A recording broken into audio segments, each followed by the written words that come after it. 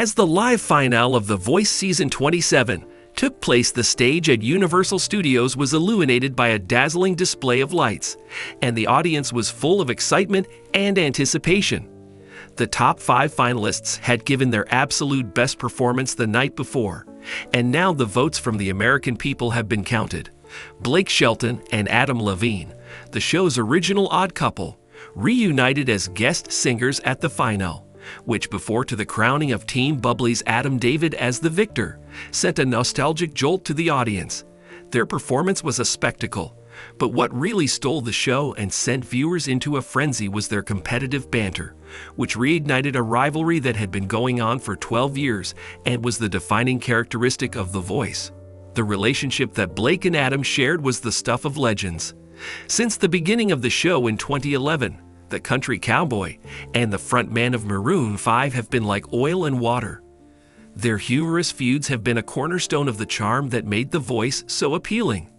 A heated argument ensued between Blake, with his drawl from Oklahoma and cowboy hat, and Adam with his swagger from Los Angeles and quick wit, about participants, music preferences, and everything else in between. Their bond, which Blake referred to as a marriage in an interview with NBC Insider in 2022, had carried them through 17 seasons together until Adam quit in 2019. In 2023, Blake came along, but their relationship remained strong, thanks to the mutual respect and constant ribbing that they shared. Years before, when NBC stated that they would be having guest artists for the finale, the whispers of a reunion began to circulate. Fans of The Voice were giddy with joy as they asked, "Blake and Adam are back together. My voice is yelling." The MC, Carson Daly, teased their presence by making jokes about their divorce and reconciliation, which significantly increased the level of expectation. They were already working together behind the scenes. When Blake was wearing his flannel, Adam made a joke about it by asking, "Did you borrow that from a scarecrow?" in a video that was shared by NBC The Voice. A response was given by Blake, who stated, "At least I don't look like I got dressed in a tattoo parlor." The team let out a shout, realizing that they were about to engage in a classic confrontation. There was a show that was about to take place. A show-stopping performance was required for the final, which featured performances by a number of famous artists such as Kelly Clarkson, Alicia Keys, and Joe Jonas. On the other hand, Adam was going to make his debut with a new Maroon 5 song called Nobody's Love, while Blake was going to perform his 30th No.1 single, Texas. But the producers, knowing that they were onto something, added a surprise. A duet of John Mellencamp's Pink Houses, which was a tribute to their common musical roots and history. The crowd, which was filled with supporters carrying posters for finalists such as Jaden Cree and Lucia Flores-Wiseman, exploded in cheers as Blake and Adam walked out of the room, laughing like children who had been fooled by a joke. Instantaneously, the heated discussion began. Adam smirked and took the microphone as Carson introduced them to the audience. "That is the sole reason I am here, to make sure that Blake does not ruin this music." In response, Blake said, "Says the guy who thinks skinny jeans are still cool." Blake did this while tipping his cap. The audience erupted in applause as the coaches Michael Bublé, John Legend, Kelsey Ballerini, and Lucia, who was a part of Adam Levine's own squad, chuckled from their crimson chairs. There was a country girl named Kelsey who leaned in close to Bublé and whispered, "This is why I signed up." Their voices achieved an improbable harmony, with Blake's twangy warmth providing a foundation for Adam's smooth tenor, and the duet was intense. The song Pink Houses evolved into a celebration of Americana, with Blake singing the Heartland lines and Adam adding a pop edge to the chorus. The stage, which was decorated with a backdrop of a classic restaurant, was buzzing with excitement, and the audience was singing along. The real show, however, was provided by their banter in between verses. "Blake, you're singing like you're stuck in a tractor," Adam said, and hesitated for a moment before continuing. When Blake heard this, he responded, "It's better than sounding like a yoga instructor."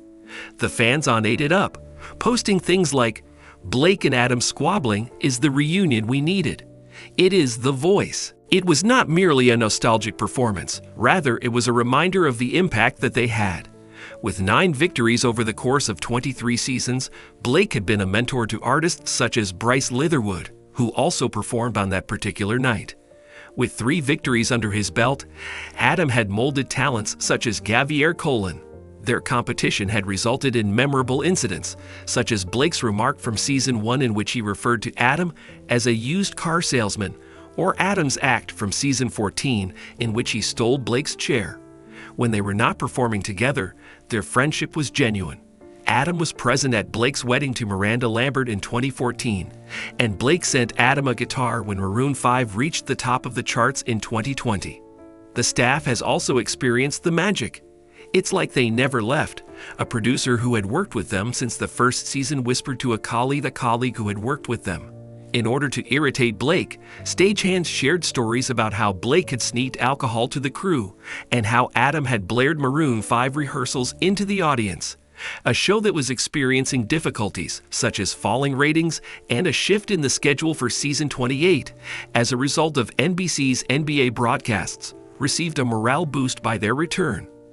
The number of people watching the finale increased, and the phrase "Blake and Adam just saved The Voice's ratings for the night" was tweeted. The dispute continued after the show was over. Adam made a veiled reference to Blake's upcoming CBS show, The Road, as Carson was conducting an interview with them. He said, "He's trying to copy The Voice, but it'll never be this good." With a grin on his face, Blake said, "At least my show won't have your musty and unkempt chair." Bubbly went into a fit of hysteria after the jab, which was a reference to their previous feuds. Even the finalist from teen legend, Ren Zio, joined in, imitating Blake's drawl, much to Adam's enjoyment throughout the competition. With the release of a video with the title Blake vs. Adam, Round 1000, the scene became increasingly popular. The excitement of the crowd continued throughout the announcement of the winner, with Adam David's victory serving as the culmination of the evening. The highlight, however, continued to be the reunion between Blake and Adam. Their chat was cut over sitcom laugh tracks, and fans were inundated with memes depicting Blake's headgear competed against Adam's tattoos. Country Vibes published an article with the following headline: "Blake Shelton and Adam Levine arguing like an old married couple is EVERVTing." The rendition of Pink Houses that they performed was one of the top 10 voice videos on YouTube, and it received millions of views. A more private moment was shared by the 2 individuals behind the scenes. Adam clapped Blake's shoulder and said, "Miss this chaos, man." Blake then responded, "Yeah, but you're still a city boy punk." Blake said with a shrug, "Thank you." The reverberation of their laughter was evidence of a bond that had been built through opposition.